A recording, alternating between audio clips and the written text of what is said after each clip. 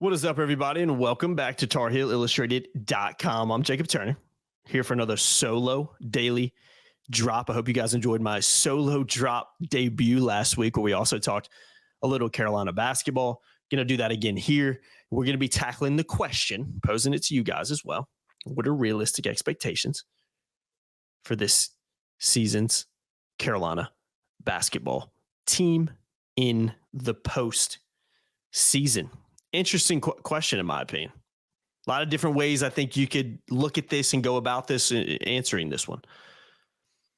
Before we do that, though, a couple housekeeping items. Subscribe. Hit that subscribe button right there.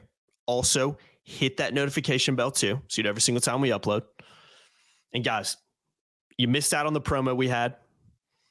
Ended a couple days ago. Earlier this week, I should say.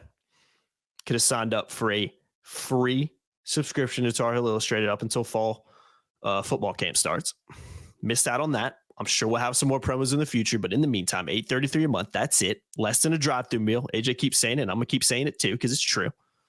Less than a fast food meal per month to be a Carolina insider. Insider information. Premium content. Access to our premium message boards, which includes game threads during the season. You can get involved. You can chat with Carolina fans, fellow subscribers during games about how the team's doing. Voice your opinion.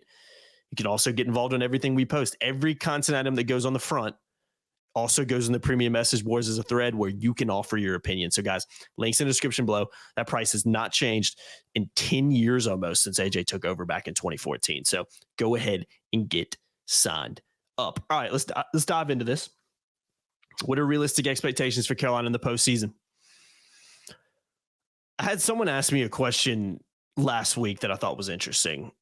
And they said, has Carolina underachieved in the postseason under Hubert Davis? And for me, it's a very interesting question because I see both sides of it. So before we look ahead to expectations this year in the postseason, let's look back and see and discuss what Carolina's done in 3 years under Hubert.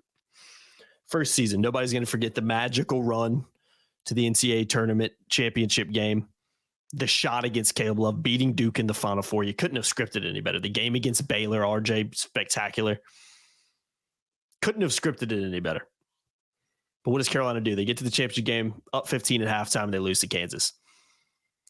Some could argue that you underachieved in that second half against Kansas, but I don't think anybody is going to argue that Carolina underachieved in the postseason during Hubert's first year at the helm. I don't think you can't make that argument, especially when you look at some of Carolina's maybe growing pains that it had during the regular season. No one saw that coming. Do it as an 8 seed, a better second half performance from winning that game. Couldn't do it. Maybe a little bit better, healthier ankle for Armando Bacot away from winning that game. People know exactly what I'm talking about there. So, okay. I don't think anybody's going to say that Carolina underachieved that year. Second season, underachieved. Didn't even make the NCAA tournament. Really poor year for the Tar Heels, especially when you look at that roster. Led to a lot of changes on that roster the following year. So, yes, second year, Carolina did underachieve. No doubts about it. Don't know how you could say they didn't when they didn't even reach the tournament. I mean, that's just unheard of at Carolina. Not good enough. Okay, what did they do in year 3 last season for the Tar Heels? What did they do in the postseason? They win the ACC regular season, number 1 seed, and they lose to Alabama in the Sweet 16. Also, let's look at the ACC tournament. It's postseason basketball, right? Get all the way to the final, and who do you lose to?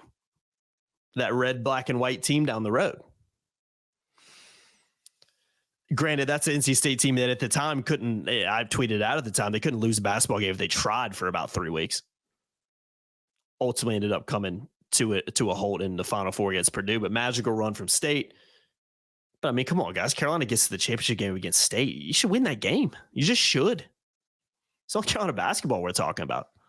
It's no disrespect to State, even though I'm sure a lot of you watching will hope it is disrespect towards State. It's not.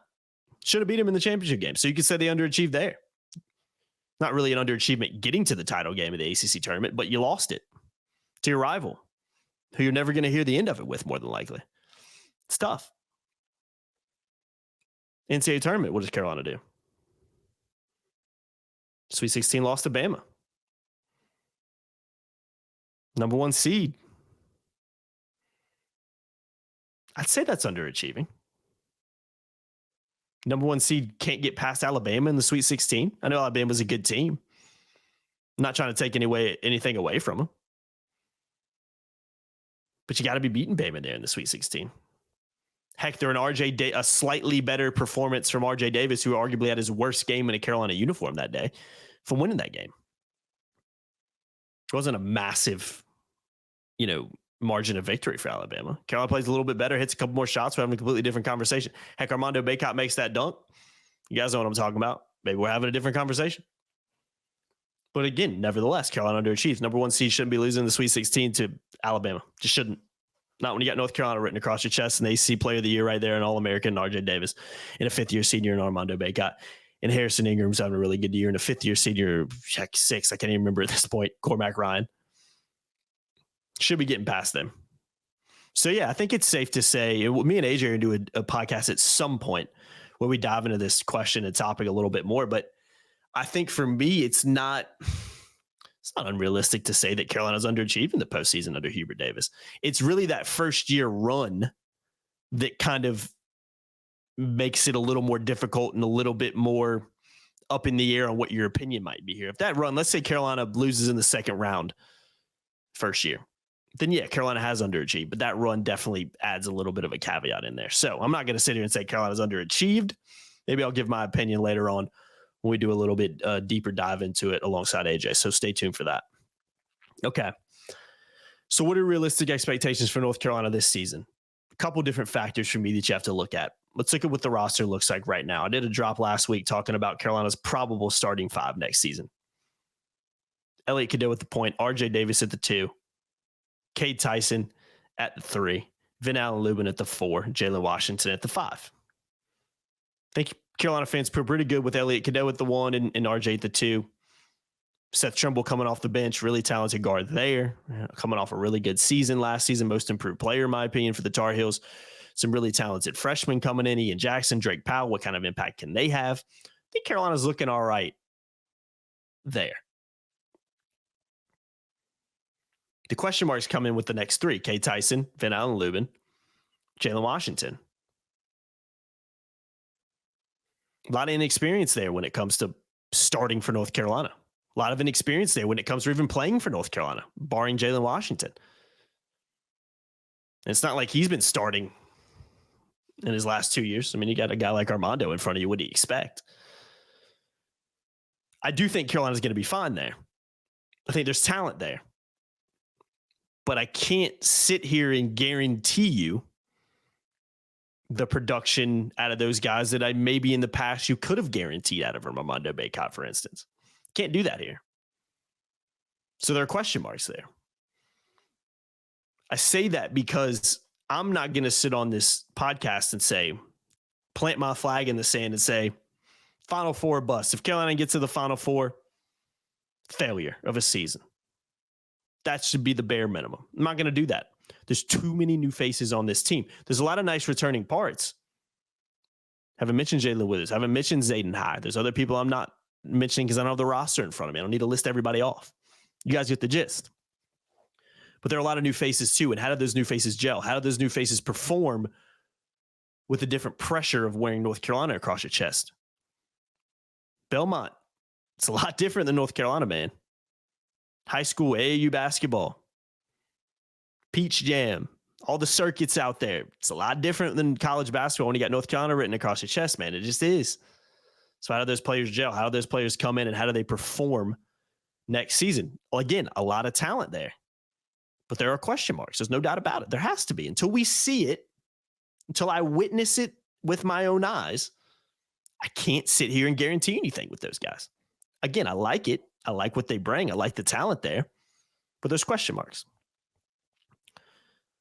So what are realistic expectations in my opinion? Again, these drops, this is my opinion.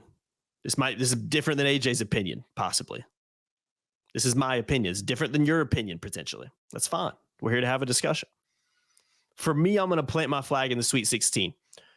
When I look at the roster coming in, even when I look at some of the question marks, and I look at what Carolina's got, for me, I think it's realistic that Carolina gets back to that Sweet 16. I do. I think that's a realistic expectation. Do they do it as the 1 seed again? I have my doubts about that.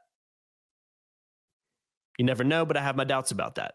But I do think Carolina getting back to the Sweet 16 is a realistic expectation for this team coming in. Now, once you get there, who knows what can happen? Do I think this team is potentially capable of making an Elite Eight on paper? Yeah, I do. I think it's possible. I do.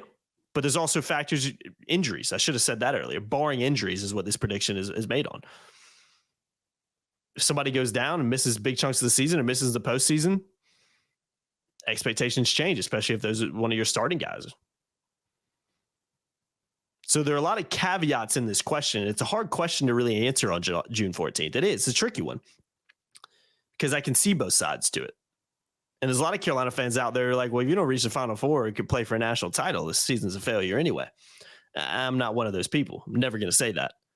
Way too many factors that go into a season to sit here and say that in the middle of the summer. Can't. I get it. It's a historic program. It's a storied program. A lot of expectations here, and rightly so when you look at what this program's accomplished. But I'm never going to do that in the middle of June. So there it is. Sweet 16. Again, that's realistic for me. Is an ACC title realistic? Again, regular season and or tournament. I don't think it's out of the realms of possibility. I don't.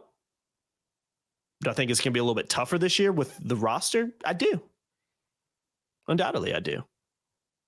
But there are also a lot of new faces coming in and a lot of pieces returning. It makes you think that Carolina could potentially do that. But again, I'm not going to say, well, if Carolina win the ACC regular season or the tournament, it's a failure of a season. I'm not going to do that. Want to hear from you guys. Do you agree with me? Sweet 16, do you think that's realistic? Do you think I'm being a little bit too nice with it? Do you think I'm being a little bit too harsh of like, whoa, slow your roll, Jake. I don't know if this team could reach the Sweet 16. Let me know. I want to get involved. You guys know where to find me. At Jacob Turner THI on Twitter. At Heel Illustrated on Twitter. Check us out on Facebook. Community's growing over there, which is awesome. And again, if you're a premium subscriber, you can get involved straight on the message boards where this link will be posted. I've been Jacob Turner. Appreciate y'all watching as always. Last thing, I'm going to give y'all 5 seconds live right now on air to subscribe to our YouTube channel below. You guys ready? Let's do it.